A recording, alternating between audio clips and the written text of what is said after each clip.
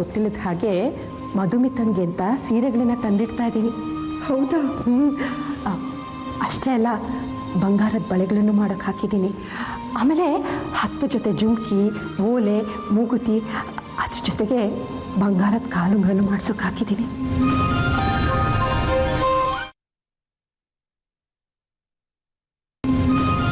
ಅಬ್ಬಾ, ನನಗಿದು ಗೊತ್ತೇ ಇರಲಿಲ್ಲ. ನೋಡ್ತಾ ಇರೋ ರಾಧಿಕಾ, ಅವಳು ದೇಸಾಯಿ ಮನೆಗೆ ಕಾಲಿಡ್ತಿದ್ದ ಹಾಗೆ ಬಂಗಾರದಲ್ಲಿ ಸಿಂಗಾರ ಮಾಡಿ ಒಳಗಡೆ ಕರ್ಕೊಳ್ಳೋದು. ನಿನ್ಗೆ ಇನ್ನೊಂದು ವಿಷಯ ಗೊತ್ತಾ? ಇದನ್ನೆಲ್ಲ ನಿನಗೂ ಮಾಡ್ಸೋಕೆ ಹಾಕಿದ್ದೀನಿ. ನನಗೆ ಯಾಕಮ್ಮ ಇದೆಲ್ಲ? ನನಗೆ ನೀನು ಬೇರೆ ಅಲ್ಲ, ಮಧುಮಿತಾ ಬೇರೆ ಅಲ್ಲ. ರಾಧಿಕಾ, ನಿನ್ನೆನ ಮನೆ ಮಗಳು ಮಾಡ್ಕೊಳ್ಳೋ ಕಾರ್ಯಕ್ರಮ ಇದೆಯಲ್ಲ, ಅದರಲ್ಲಿ ಅದನ್ನೆಲ್ಲ ನಿನಗೆ ಕೊಡ್ತೀನಿ. ಬೇಡ ಅನ್ಬಾರ್ದು. ಅಮ್ಮ, ಸುಮ್ಮನೆ ಇರಬೇಕು. ಅಮ್ಮ ಹೇಳಿದ್ಮೇಲೆ ಮುಗೀತು ಅಷ್ಟೇ. ರಾಧಿಕಾ, ನನ್ನ ಮಗಳು ವಾಪಸ್ ಬರಲಿ. ಆಮೇಲೆ ನಾನು 4 ಮಕ್ಕಳ ತಾಯಿಯಾಗಿ ಜಂಬದಿಂದ ಊರು ತುಂಬ ಓಡಾಡ. 4 ಮಕ್ಕಳ ತಾಯಿನ? ಮಧುಮಿತಾ, ರಾಧಿಕಾ, ಜಾನಕಿ, ಈಗ ಶೀನಂ.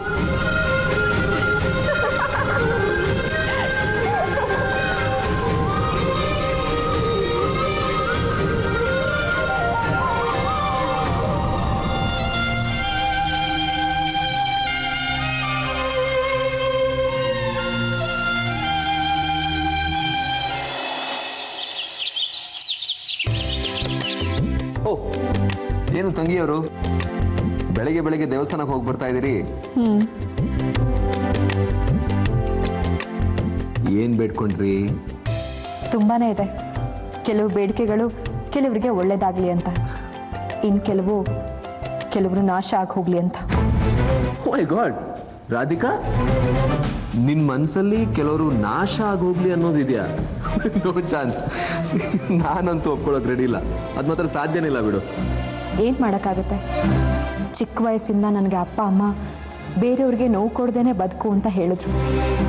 ಆದರೂ ಕೆಲವೊಂದ್ಸಲ ದೇವ್ರ ಮೊರೆ ಹೋಗ್ಬೇಕಾಗತ್ತೆ. ಸರಿ ಬಿಡು. ಜಾನಕಿ ಹೇಳ್ತಾ ಇದ್ಲು, ವಿಶು ಅಂದ್ರೆ ನಿನಗೆ ಪ್ರಾಣ ಅಂತೆ. ವಿಶು ಬಗ್ಗೆ ನೀನಂತೂ ನಂಗೇನು ಹೇಳಲೇ ಇಲ್ಲ. ಅಣ್ಣನಾಗಿ ಭಾವನ ಬಗ್ಗೆ ತಿಳ್ಕೊಳ್ಳೋ ಕುತೂಹಲ ಅಷ್ಟೇ. ಬೇಡ ಶೀಲಂ, ವಿಶು ಬಗ್ಗೆ ಹೇಳಿದ್ರೆ ನಾನು ಅತ್ತೆ ಬಿಡ್ತೀನಿ ಅಷ್ಟೆ. ಆದರೂ ಅಣ್ಣನಾಗಿ ಈ ವಿಷಯ ಕೇಳೋಣ ಅಂತ ಅನಿಸ್ತು. ಪ್ಲೀಸ್ ಹೇಳು ರಾಧಿಕಾ. ಕೆಲವು ಸತ್ಯಗಳು ನನ್ನಿಂದ ಆಚೆ ಬರೋದು ಬೇಡ. ಇನ್ನು ಸ್ವಲ್ಪ ದಿನದಲ್ಲಿ ನನ್ನ ವಿಷು ನನಗೆ ಸಿಗ್ತಾರೆ ಅನ್ನೋ ಭರವಸೆ ಇದೆ ನನಗೆ. ಅಲ್ಲಿವರೆಗೂ ಯಾರ ಹತ್ರನೂ ಯಾವ ವಿಷಯಗಳನ್ನೂ ನಾನು ಹೇಳ್ಕೊಳ್ಳೋದಿಲ್ಲ. ಆದರೂ ರಾಧಿಕಾ, ಬೇಡ. ಅಣ್ಣನ ಮನಸ್ಸನ್ನ ನೋಯಿಸೋ ಉದ್ದೇಶ ನನಗೂ ಇಲ್ಲ. ಆದರೆ ನನ್ನ ಪರಿಸ್ಥಿತಿನೇ ಆಗಿದೆ. ಅಣ್ಣನಾಗಿ ತಂಗಿ ಮನಸ್ಸನ್ನ ನೀನು ಅರ್ಥ ಮಾಡ್ಕೋತೀಯ ಅನ್ಕೋತೀನಿ.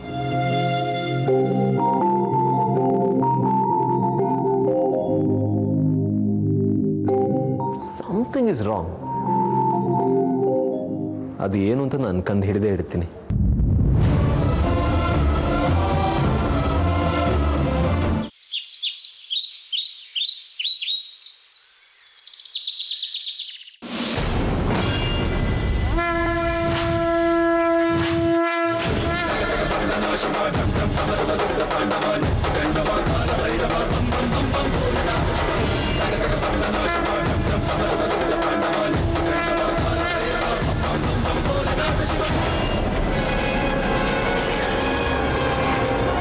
ನಿಲ್ಲು. ಗೊತ್ತು ಗುರಿ ಇಲ್ಲದೆ ಅಲಿಬೇಡ. ಬದುಕಿನ ಅರ್ಥ ಕಳ್ಕೊತೀಯ. ಯಾರೇ ನೀವು? ಹೋರಿ ಸುಮ್ಮನೆ.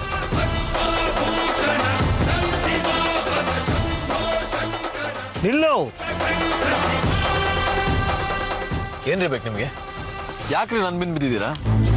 ಮೊದಲೇ ನಾನೇ ಯಾರು ಅಂತ ಗೊತ್ತಿಲ್ಲ ಒದ್ದಾಡ್ತೀನಿ. ನೀವು ನೋಡ್ರೆ ನನ್ನ ಜೊತೆ ತಮಾಷೆ ಮಾಡ್ತಾ ಇದಿರಲ್ಲ. ಹೋಗಿ ಸುಮ್ಮನೆ. ನೀನ್ ಯಾರು ಅಂತ ನಿನ್ಗೆ ಗೊತ್ತಿಲ್ಲವಾ? ಗೊತ್ತಿದ್ದಿದ್ರೆ ಇಲ್ಲಿ ಯಾಕ್ರಿ ಅಲ್ಲಿದ್ದೀನಿ? ಮನೆಗೆ ಹೋಗ್ತಾ ಇರ್ಲಿಲ್ವಾ? ನೋಡಿ, ಮೊದಲೇ ನಾನು ಕೋಪದಲ್ಲಿದ್ದೀನಿ. ನನ್ನ ತಾಳ್ಮೆ ಪರೀಕ್ಷೆ ಮಾಡಬೇಡಿ. ದಯವಿಟ್ಟು ಇಲ್ಲಿಂದ ಹೊರಟೋಗಿ.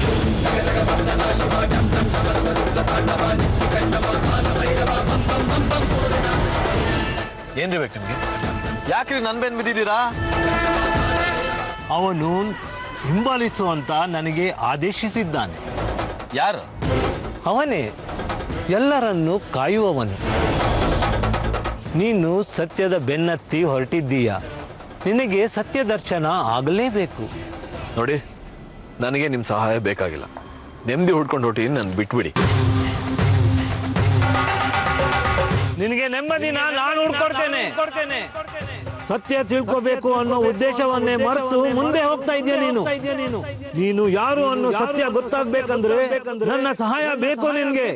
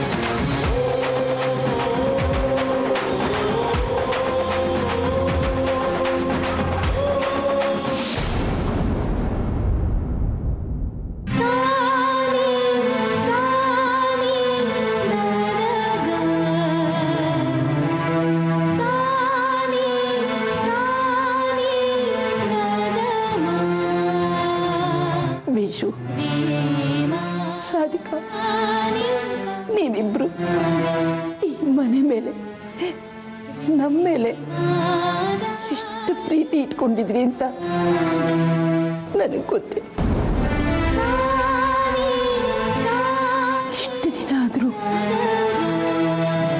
ನೀವು ಬರಲಿಲ್ಲ, ನಿಮ್ಮ ಸುದ್ದಿ ಇಲ್ಲ. ಹೀಗಾಗಿರುವಾಗ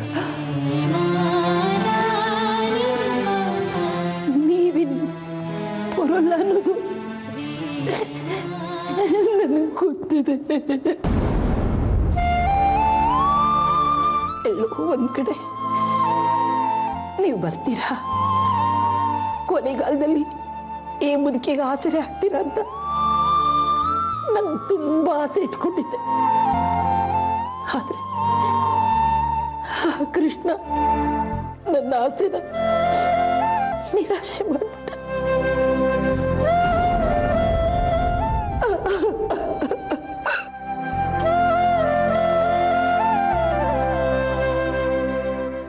ರಾಧಿಕಾ, ನೀನ್ ಜೀವಂತವಾಗಿಲ್ಲ ಅಂತ ನನಗೆ ಅನ್ನಿಸ್ತಿದೆ. ನೀನಿದ್ದಿದ್ರೆ ಈ ಮುದುಕಿ ನಿನಗೆ ನೆನಪಾಗ್ತಾನೆ ಇದ್ಲು ಅಲ್ವಾ? ನೀನು ವಿಶ್ವ ನೆನಪಲ್ಲಿ ನನ್ನನ್ನ ನಿನ್ ತಂದೆನ ಮರೆಯೋದಕ್ಕೆ ಸಾಧ್ಯನೇ ಇಲ್ಲಮ್ಮ. ನಿನ್ ಮನಸ್ಸು ಎಂಥದ್ದು ಅಂತ ನನಗೆ ಗೊತ್ತಿದೆ ರಾಧಿಕಾ, ನನಗೆ ಗೊತ್ತಿದೆ.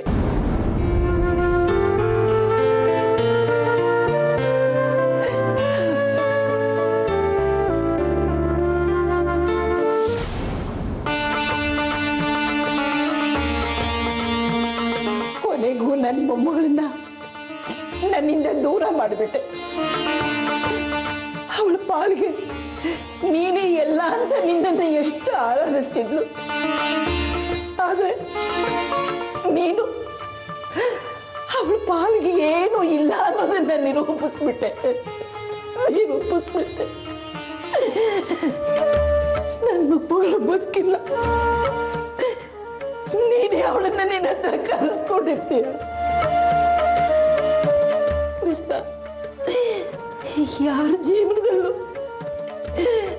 ಇಂಥ ಆಟ ಆಡ್ಬೇಡಪ್ಪ, ಆಡ್ಬೇಡ ತಂದೆ, ಆಡ್ಬೇಡ.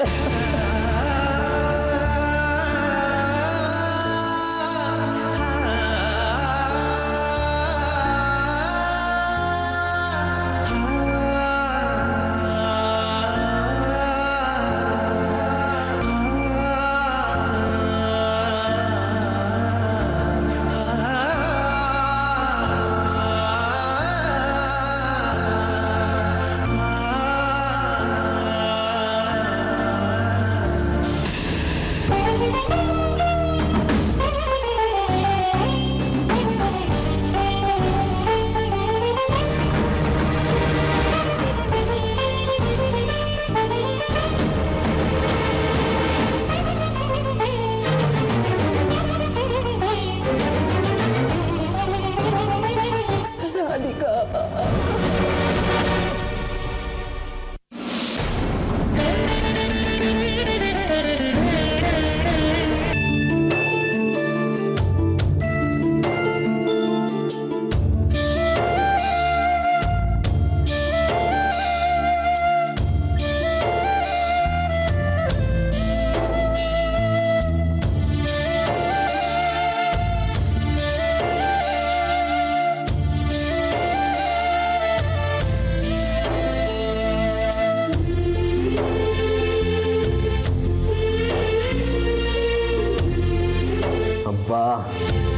ದೊಡ್ಡಮ್ಮ ಮತ್ತು ನಿನ್ನ ಕಣ್ಣಲ್ಲಿ ಯಾವಾಗ ನೋಡಿದ್ರು ಜೋಕೋಲ್ಸ್ ಹರಿತಾನೆ ಇರ್ತಾರೆ. ರಾಧಿಕಾ, ಸ್ವಲ್ಪನಾದ್ರೂ ರೆಸ್ಟ್ ಕೊಡಿ.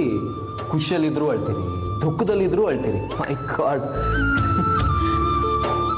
ಅನ್ಕೊಂಡಿದ್ದಾಗಲಿಲ್ಲ ಅಂದರೆ ನಮಗೆ ಸಮಾಧಾನ ಮಾಡೋದು ಕಣ್ಣೀರೊಂದೇ ಅಲ್ವಾ?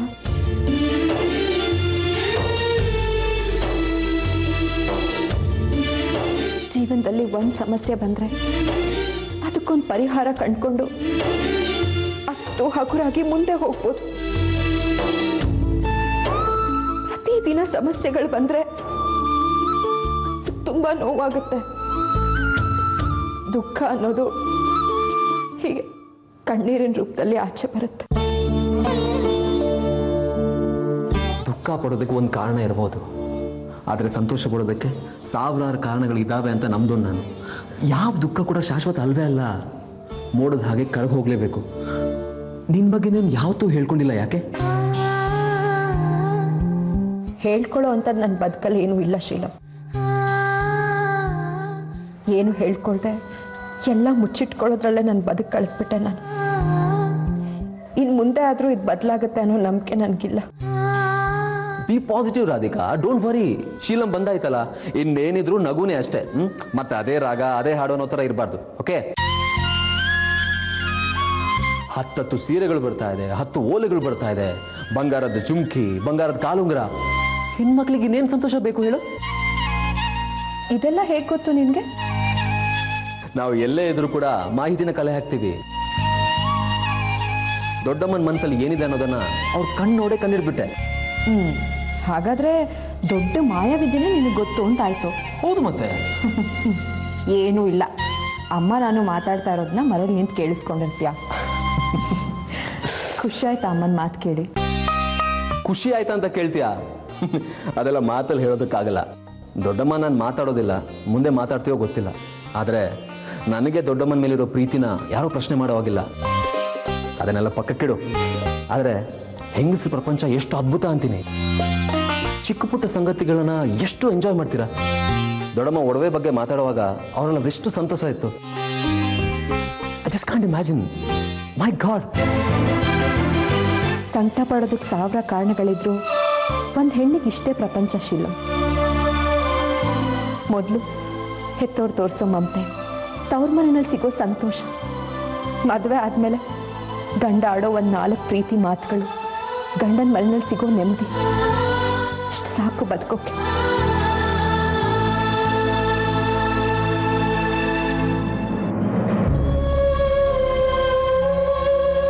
ಆದರೆ ಆ ದೇವರು ಅದಕ್ಕೂ ಕೆಲವೊಂದ್ಸಲ ಕಲ್ಲು ಹಾಕ್ಬಿಡ್ತಾನೆ. ತುಂಬ ನೋವಾಗತ್ತಾಗ. ಹೋಗ್ಲಿ ಬಿಡು, ಆ ದೇವರು ನನ್ನ ಹಣೆಯಲ್ಲಿ ನಾನು ಹೀಗೆ ಬದುಕಬೇಕು ಅಂತ ಬರೆದು ಬಿಟ್ಟಿದ್ದಾನೆ. ನನ್ನ ಜೀವನದಲ್ಲಿ ಯಾವುದೇ ಬದಲಾವಣೆ ಆಗಲ್ಲ ಅನಿಸ್ಬಿಟ್ಟಿದ್ದಾನೆ. ನೋಡೋದಕ್ಕೆ ನಾನಿದನ್ನು ಒಪ್ಪಲ್ಲ. ನೀನು ನಂಗೆ ಏನೇ ಹೇಳ್ದಿದ್ರು ಪರವಾಗಿಲ್ಲ. ನನ್ನ ತಂಗಿ ನೋವು ಏನು ಅನ್ನೋದನ್ನು ಅವಳ ಮೌನದಲ್ಲೇ ನಂಗೆ ಗೊತ್ತಾಗುತ್ತೆ. ಮಧುಮಿತನ ದೊಡ್ಡಮ್ಮನ ಮುಂದೆ ತಂದು ನಿಲ್ಲಿಸೋ ಜವಾಬ್ದಾರಿ ಜೊತೆಗೆ ನಿನ್ನ ಸಮಸ್ಯೆ ಏನು ಅನ್ನೋದನ್ನು ಕಂಡು ಹಿಡಿದು ಅದಕ್ಕೊಂದು ಪರಿಹಾರ ಹುಡುಕ್ತೀನಿ. ನಿನ್ನ ಮುಖದಲ್ಲಿ ನಗುನ ತಂದೆ ತರ್ತೀನಿ. ಆ್ಯಂಡ್ ಇನ್ನೊಂದು ಮಾತು, ನಿನ್ಗೆ ಯಾವುದೇ ಸಮಸ್ಯೆ ಆದರೆ ನಿನಗೆ ನಾನಿದ್ದೀನಿ ಅನ್ನೋದನ್ನು ಮರಿಬೇಡ. ಯಾರಿಗೂ ಯಾವುದಕ್ಕೂ ಹಂಚಬೇಡ.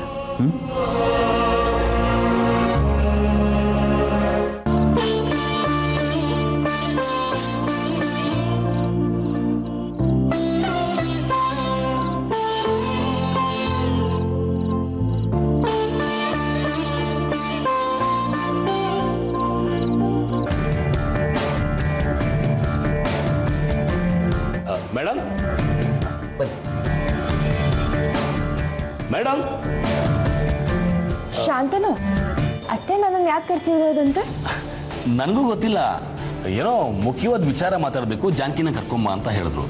ನಿಮ್ಮ ಮನೆ ಹತ್ರ ಕೂಡ ಬಂದಿದ್ರಂತೆ. ಅವರಿಂದ ನಿಮಗೆ ಸಮಸ್ಯೆ ಯಾವತ್ತು ಬೇಡ ಅಂತ ವಾಪಸ್ ಬಂದಿದ್ದಾರೆ. ಅದು ಅಲ್ಲದೆ ನಿಮ್ಮ ನಂಬರ್ ಅವ್ರ ಹತ್ರ ಇರಲಿಲ್ಲ, ಅದಕ್ಕೆ ನನಗೆ ಹೇಳಿದ್ರು. ಹೌದಾ?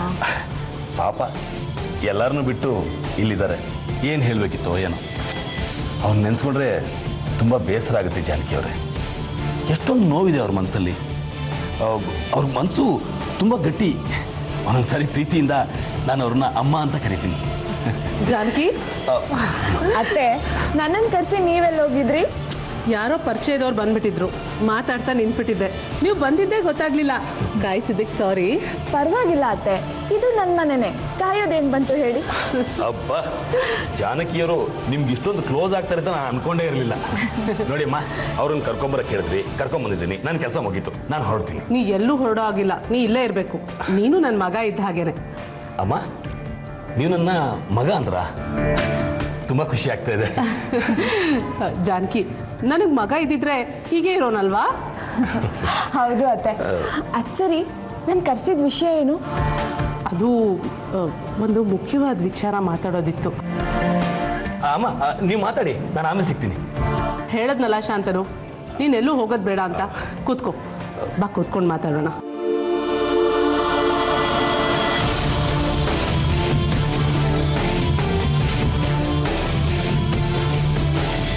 ಜಾನಕಿ, ನಾನು ನೋಡಿದ್ರೆ ನಿಂಗೆ ಏನು ಅನ್ಸುತ್ತೆ? ತುಂಬ ಒಳ್ಳೆಯವರು ಅನ್ನಿಸ್ತೀರಾ, ನನ್ನನ್ನು ತುಂಬ ಪ್ರೀತಿ ಮಾಡ್ತೀರಾ ಅಂತ ಅನಿಸುತ್ತೆ. ನನ್ನ ಪರಿಸ್ಥಿತಿ ನೋಡಿದ್ರೆ ನಿನ್ಗೇನು ಅನ್ಸುತ್ತೆ?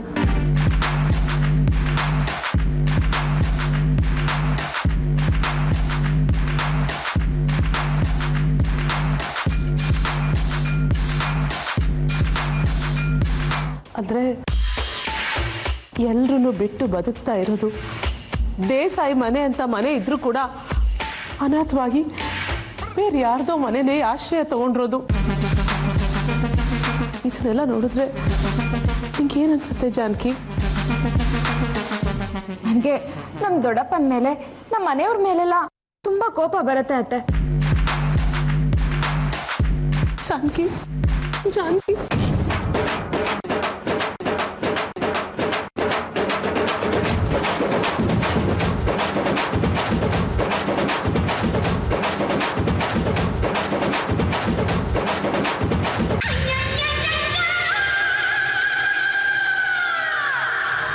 ನಾನು ಹೇಳಿರ್ಲಿಲ್ವಾ ಶಾಂತನು,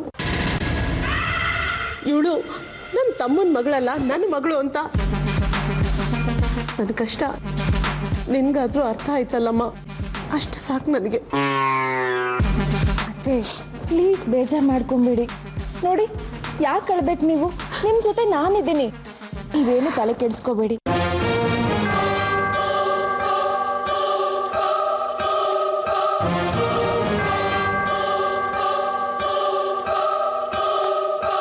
ಬರೀ ಬಾಯಿ ಮಾತಲ್ಲಿ ಹೇಳಿದ್ರೆ ಸಾಕ ಜಾನಕಿ? ಎಲ್ಲರೂ ಶಾರದಕ್ಕ ಶಾರದಕ್ಕ ಅಂತ ಪ್ರೀತಿಯಿಂದ ಬಾಯಿ ಮಾತಲ್ಲಿ ಮಾತಾಡ್ತಾರಷ್ಟೆ. ಆದರೆ ನನ್ನ ಕಷ್ಟ ಪರಿಹಾರ ಮಾಡೋದಕ್ಕೆ ಯಾರೂ ಪ್ರಯತ್ನ ಪಡ್ತಿಲ್ಲ. ಅತ್ತೆ, ನಾನು ನಿಮ್ಮ ಜೊತೆಗಿರ್ತೀನಿ ಅಂತ ಹೇಳ್ತಿದ್ದೀನಲ್ಲ, ಮತ್ತ್ಯಾಕೆ ಯೋಚನೆ ಮಾಡ್ತೀರಾ? ಜಾನಕಿ, ಅಣ್ಣ ಹಣ ಆಸ್ತಿ ಎಲ್ಲ ಭಾಗ ಮಾಡ್ತಿದ್ದಾನಂತೆ, ಹೌದಾ? ಮಾಡ್ತಾ ಇದ್ದಾರಲ್ಲ, ಎಲ್ಲ ಮಾಡಾಗಿದೆ, ಅದಕ್ಕೆ ಸೈನ್ ಕೂಡ ಮಾಡಿದ್ದಾರೆ. ಮಧುಮಿತಾ ಸಿಕ್ಕಿದ ದಿನ ಎಲ್ಲರೂ ಹೆಸರಿಗೂ ಮಾಡೋದೊಂದೇ ಬಾಕಿ ಇರೋದು. ಅಂದರೆ ನನಗೇನೂ ಇಲ್ವಾ? ನಾನು ಆ ಮನೆಗೇನೂ ಅಲ್ವಾ? ಕೊನೆವರೆಗೂ ನಾನು ಹೀಗೆ ಯಾರ್ದೋ ಹಂಗಲ್ಲಿ ಬಿದ್ದಿರ್ಬೇಕಾ? ಹೇಳು ಜಾನಕಿ.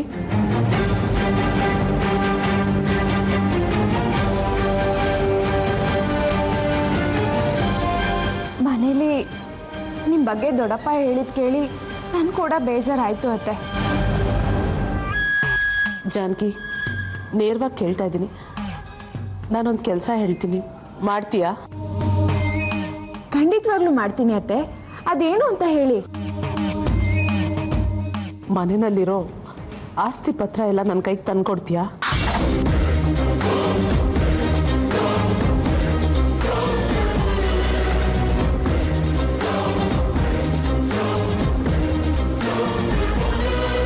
ಮೇಡಮ್ ಏನು ಹೇಳ್ತಾ ಇದ್ದೀರಿ? ಅಲ್ಲ ಅದು ಸಾಧ್ಯನಾ? ಪಾಪ ಜಾನಕಿಯವರು. ಶಾಂತನು, ನಾನು ನನ್ನ ಸೊಸೆ ಹತ್ರ ಮಾತಾಡ್ತಿದ್ದೀನಿ, ನೀನು ಸ್ವಲ್ಪ ಸುಮ್ಮನೆ ಇರ್ತೀಯಾ? ಹೇಳು ಜಾನಕಿ, ಈ ಕೆಲಸ ನಿನ್ನಿಂದ ಮಾಡೋಕ್ಕೆ ಸಾಧ್ಯನಾ?